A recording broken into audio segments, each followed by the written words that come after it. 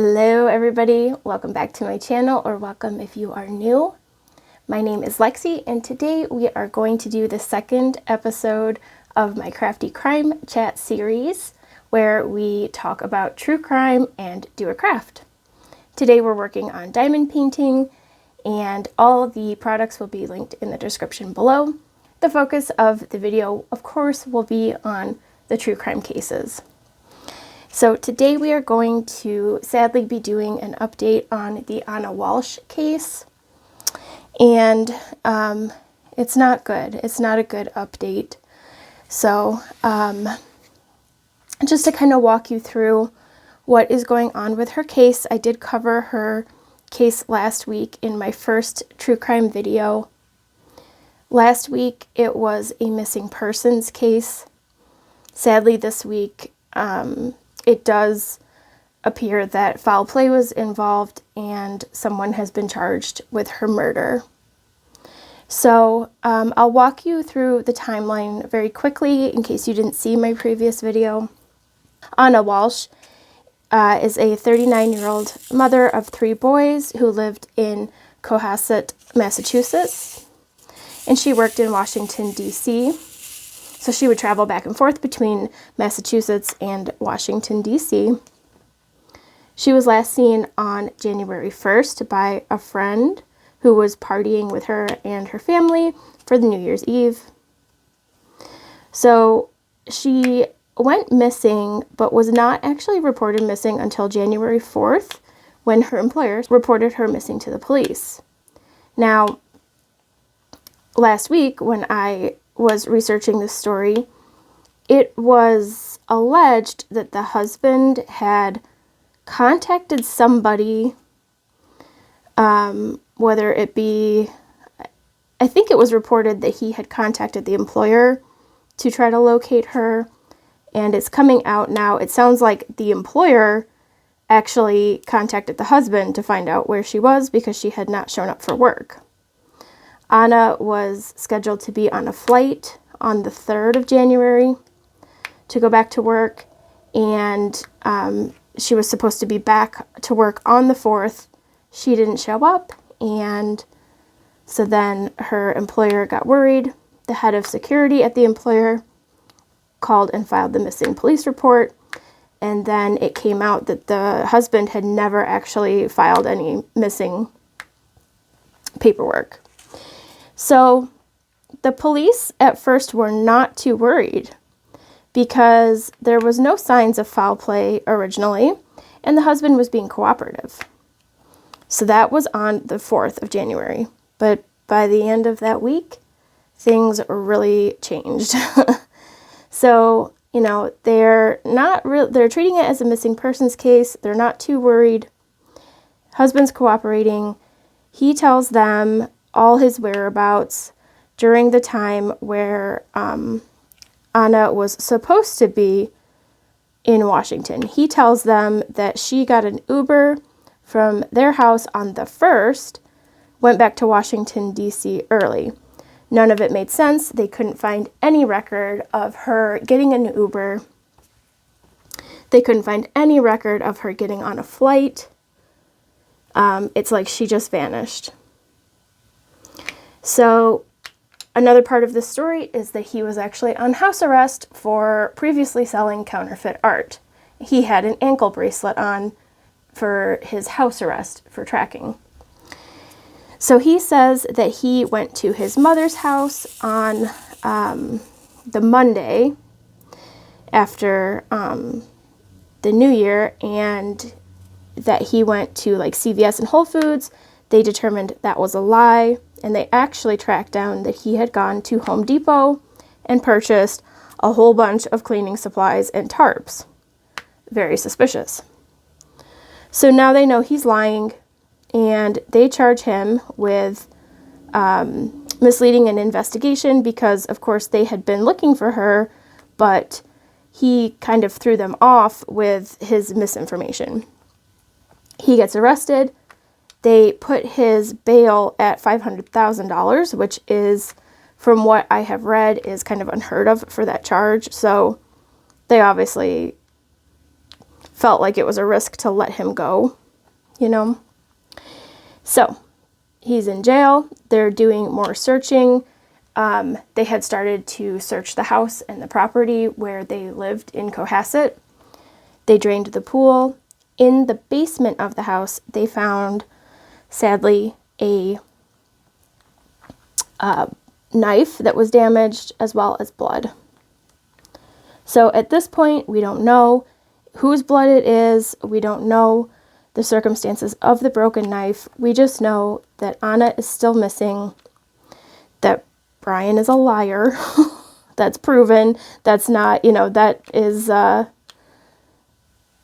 well, it's alleged by the police anyway, and he is on trial for that, and he's in jail for that. So, and we know he's a con artist because he did plead guilty to that previously.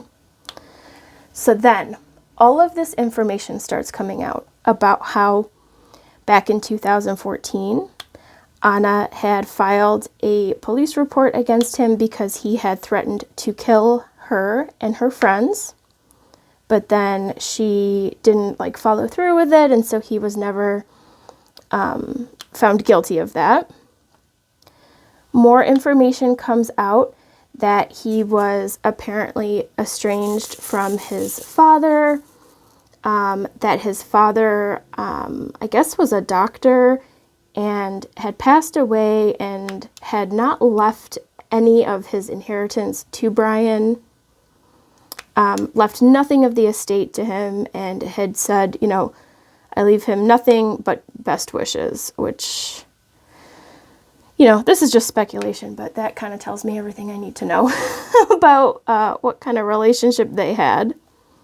It's alleged that, you know, Brian was kind of a user and a con artist. I have heard many people in the news media say that he was a sociopath. I don't doubt that, but I don't know if that is just people's opinions of him or if he was actually clinically diagnosed as being a sociopath, because that's two different things, right? Like, I mean, I've dated people that I could say are sociopaths, but that doesn't mean they're actually clinically diagnosed as sociopaths. But I definitely have heard that word thrown around, and in my opinion, the actions that he's taken seem sociopathic and seem narcissistic, but I'm not a doctor, so I don't know that he's been clinically diagnosed with those things, but definitely seems like he is those things. But anyway, we only go by facts on these things. You know, we don't know for sure. So I mentioned in my video before that they had footage of him being arrested, and he had a big old grin on his face, which was very unsettling. And now, after, I thought it was creepy and unsettling, and now after hearing everything that they have found through the investigation, it is rage-inducing.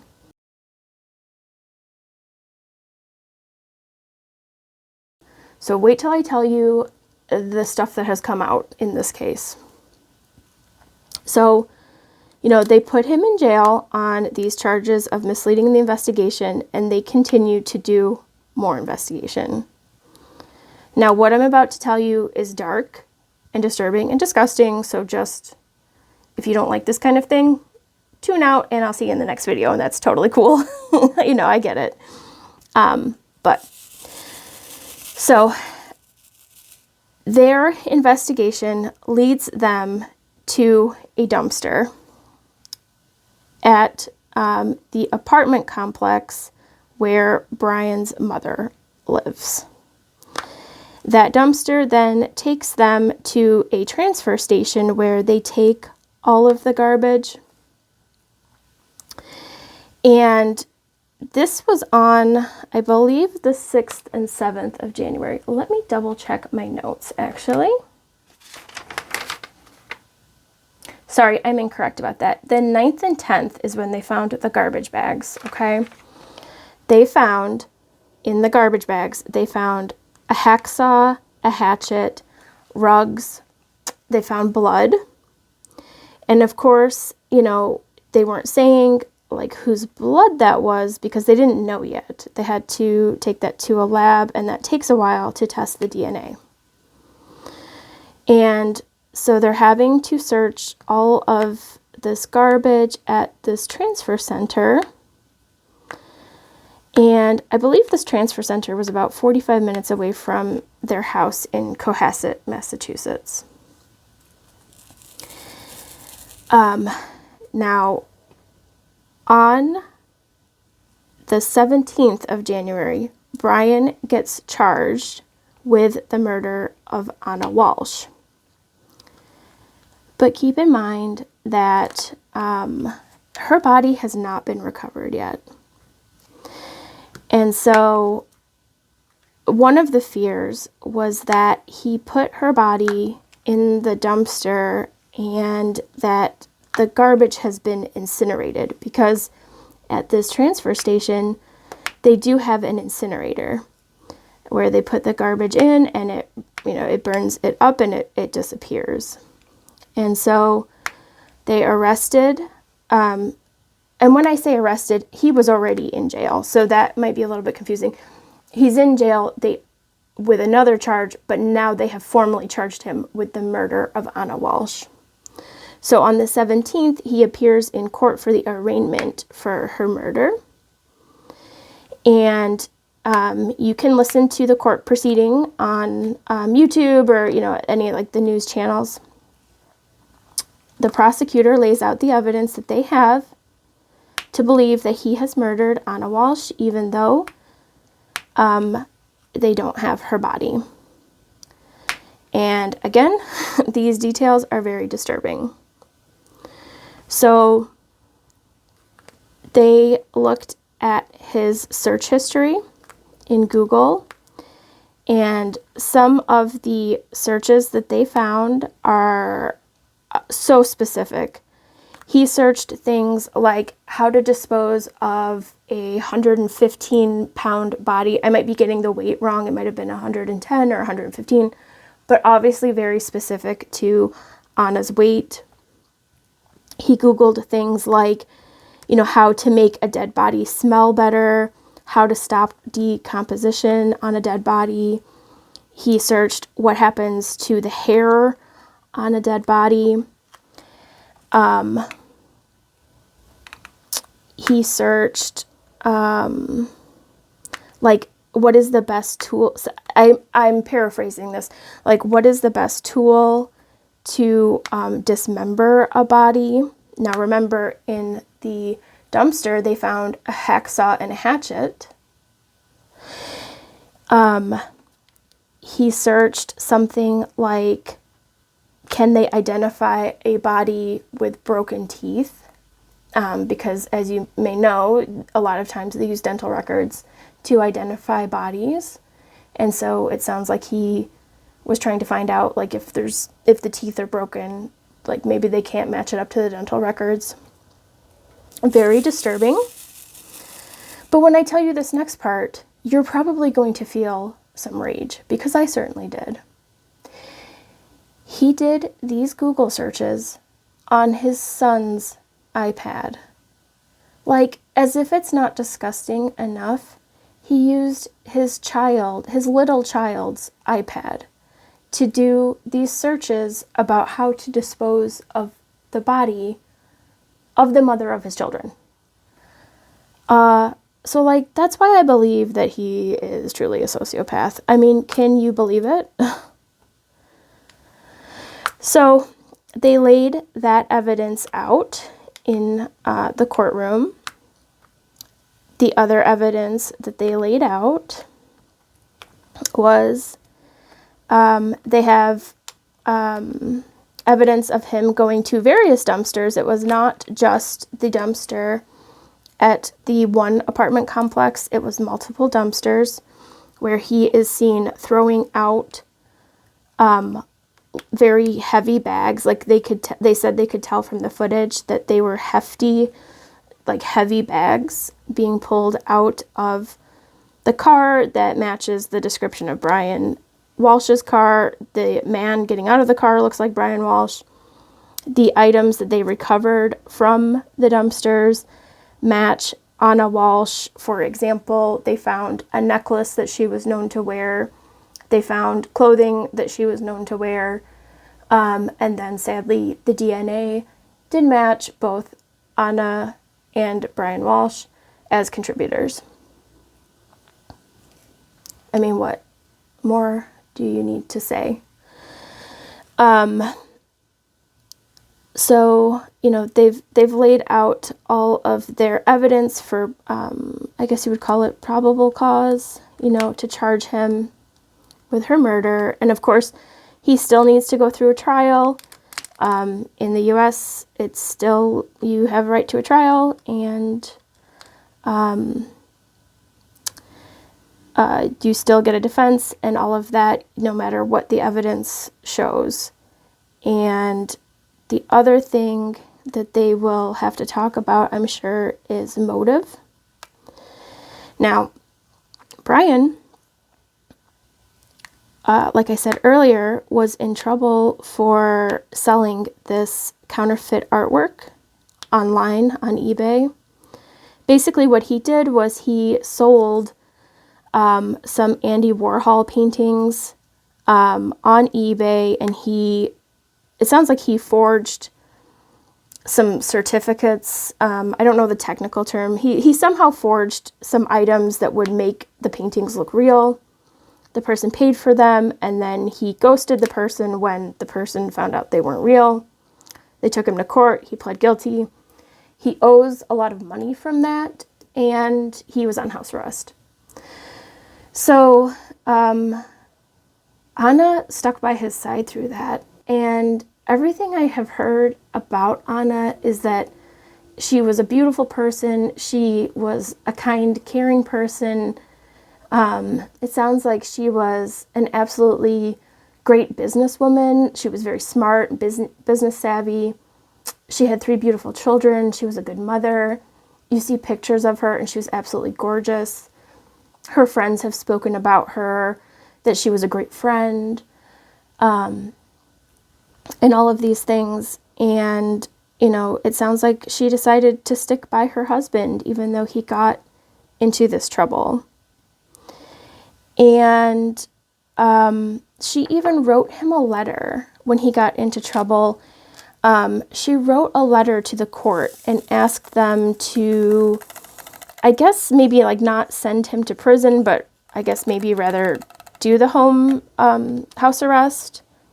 And she explained that he's good with their kids and that he took care of her mother when she was sick and things like that. So she really stood by him, and she was true to him and he was not true to her, and she just deserved so much better, in my opinion.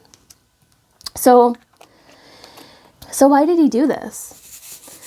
It sounds like they potentially could have had a happy life together, but not everything is as it seems.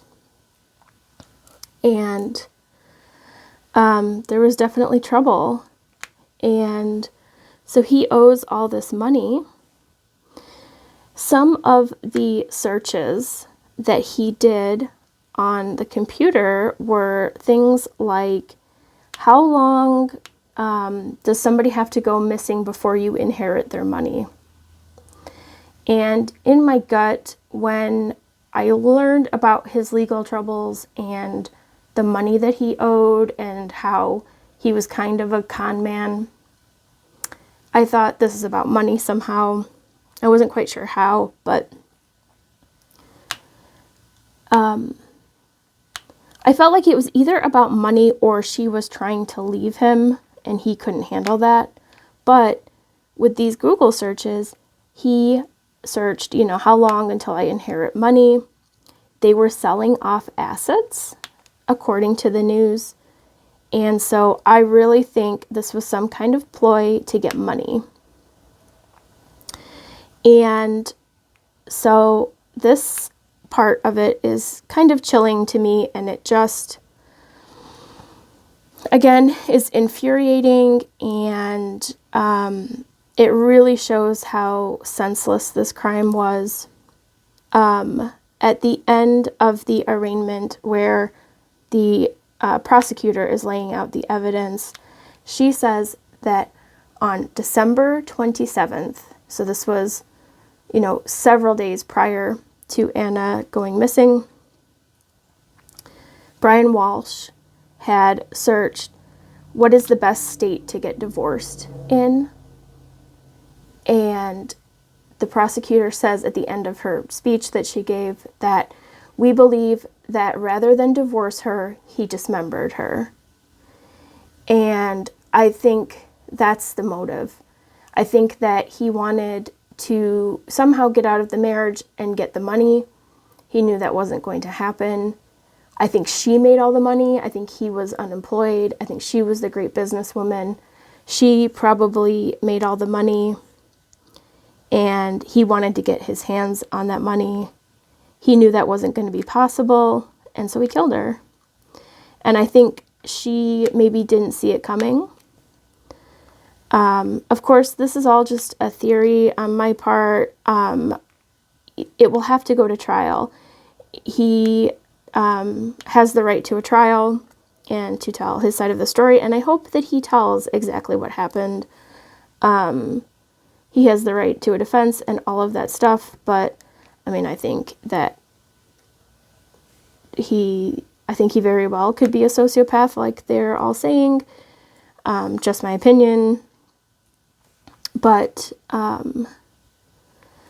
I think that could be it, is that it came down to the money, and it's so senseless. He should have just, if he wanted out of that relationship, he should have just divorced her. She deserved so much more than that, and it's absolutely disgusting how people can have no regard for human life, especially the life of, like, the mother of your children, the woman that you supposedly loved enough to marry,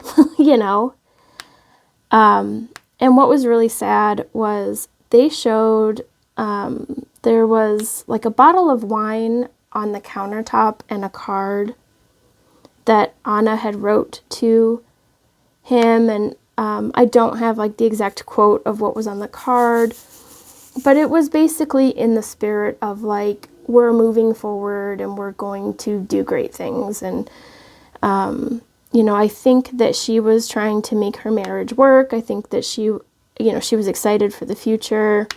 I said in my previous video that people had said that they were calling 2023 their year. They were going to get ahead. They had been through, sounds like some rough times with his legal troubles, but they were forging ahead. Things were going to move forward as they were supposed to. And she was optimistic, and he took that away from her, and it's really sad. And so I think this case is so important to discuss and bring awareness to, because Anna Walsh, sadly, is not the only victim of domestic violence. And unfortunately, these things happen in silence a lot of times. A lot of times women and men, because men can be abused too, are scared to leave, or they think they can make it work, or they get manipulated into staying, and it can be very, very dangerous. And so I think, this awareness needs to be brought to it always, and it's sad that it continues to happen. So he has a status update hearing in the beginning of February. So we'll keep our eyes and ears open for that. And, sadly, they have not been able to recover her body. In my opinion, I think that he probably disposed of her in multiple places, which is just horrific. And I think that it probably is too late, and that that maybe that her body was incinerated at that transfer station. I hope that I'm wrong about that, and I hope that maybe they can find her and give her a final resting place that she deserves at the very least, But I don't know. It's very, very sad.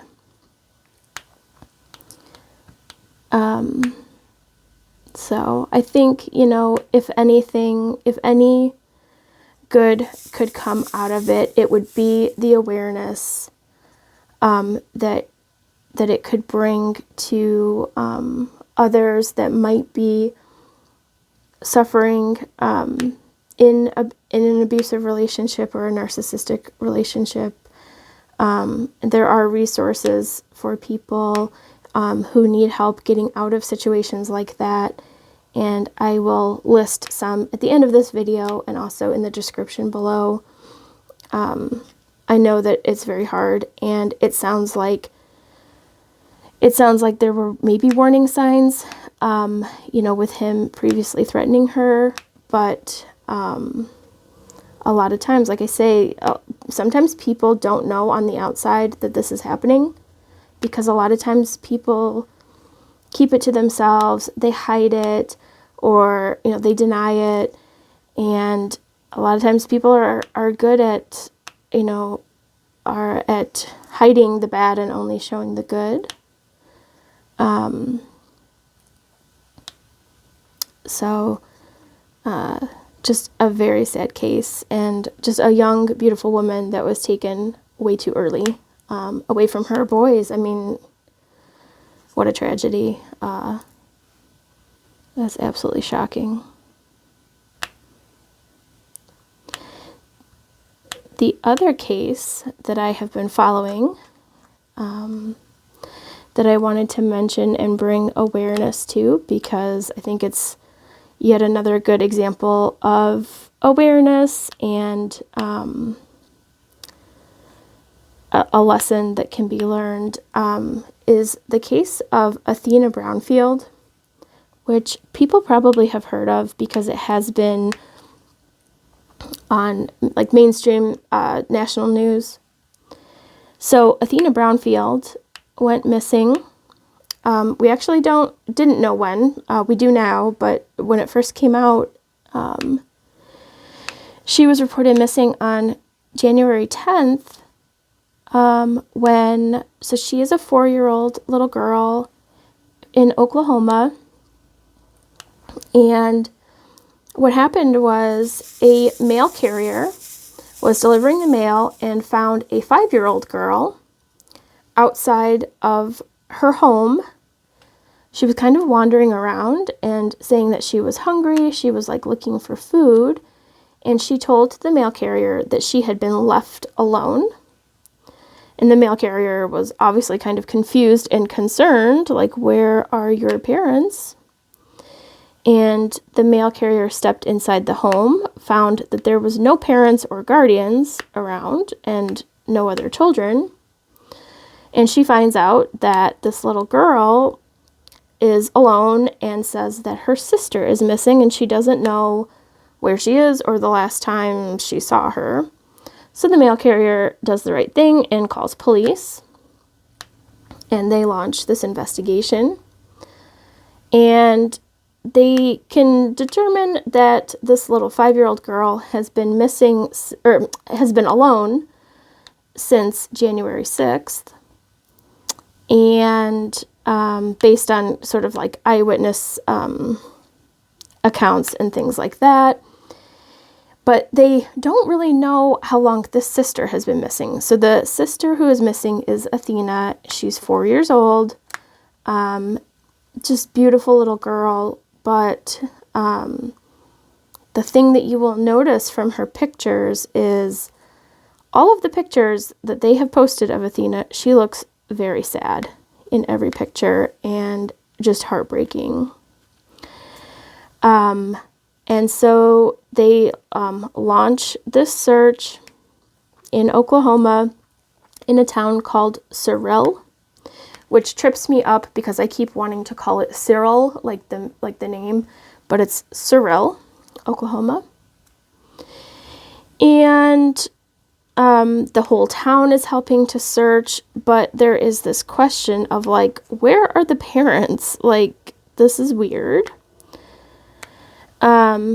And the law enforcement agencies are kind of being tight-lipped about it, which is normal because a lot of times they can't reveal things as part of an ongoing investigation. Like, totally get that. They don't want to do anything that's going to hamper the investigation. So, it comes out that Athena and Adina, who are the two little girls, 4 and 5 years old, were not living with their biological parents. They were living with family members. And their names are Ivan and Alicia Adams. So they are family members to the biological parents, but still, it's like, where are the parents?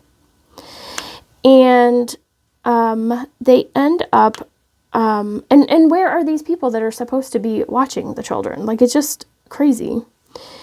And so they end up arresting Alicia first, who was the woman that was supposed to be taking care of these children. And by the way, Alicia and Ivan have 4 children of their own, allegedly. So it comes out that Ivan and Alicia, I guess, are separated.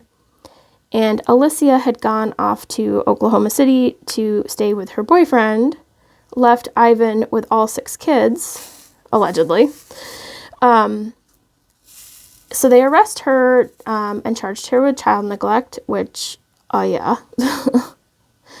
And they're looking for Athena still. And Adina, the older sister, is in the custody of the state. So then they arrest Ivan, who is found in Arizona with his 4 children. And they arrest him initially with child neglect as well. Then they indicated that he would be charged with first-degree murder in connection with Athena's disappearance. And he has been extradited or transferred, essentially, back to Oklahoma from Arizona. And there's just so many questions still to be answered here. And to be clear, I have only been listening to what the news outlets put out and the official press conferences from the police and the Oklahoma State Bureau of Investigation, because of course in a case like this there is so much gossip and so many rumors going on online.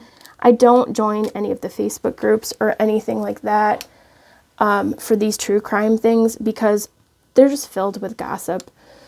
And there's all these people that come forth that say that they're family members or they're friends of the family, and they start accusing people of different things. And maybe they are family members or maybe they are, friends of the family, but there's no way to actually vet that and to know what's true and what's not. So I don't listen to that stuff. So that's not stuff that I'm going to entertain. So there's still a lot of questions in my mind, like, why were these girls placed in the care of these 2 people? Where are the biological parents? Now, the investigators have said that the biological parents are cooperating, so that's really good. I'm glad to hear that. They have said in the news reports that the biological parents left the 2 girls with those caretakers. They're not caretakers. I mean, they did not take care of these children, but they left these 2 children with these people for at least 2 years, I guess. And it sounds like in the reporting that this was not like a court-appointed thing. There was no transfer of guardianship. It was just an informal arrangement where Ivan and Alicia would be taking care of the 2 girls. And I read an article where they talked to, the reporters interviewed a lawyer to find out, is this legal to do? Can you leave your children with other people for an extended period of time like that. And I guess it's not illegal, but it's not recommended either, because like what happened in this case is they never took these two girls to the doctor, which for children of this age, obviously, like, well, anybody needs to at least have checkups. And I mean, children of that age need to have, there's multiple reasons that a child would need to go to the doctor, right? But they also did not enroll the oldest one in school. She would have been going to kindergarten. And they did not enroll her in school. What was going on there? It is so strange. And it's just like every adult in these kids' lives seemingly failed them.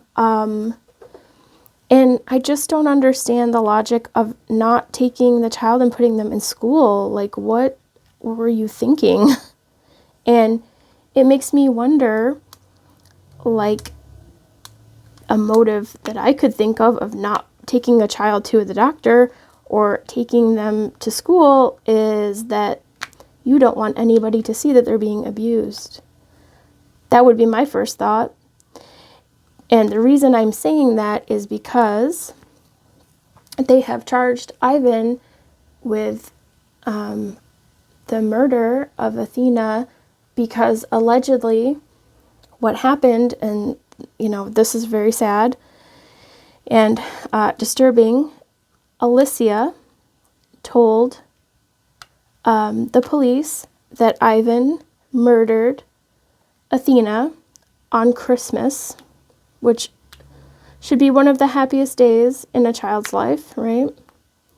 Murdered her with his bare hands, and I'll just leave it at that.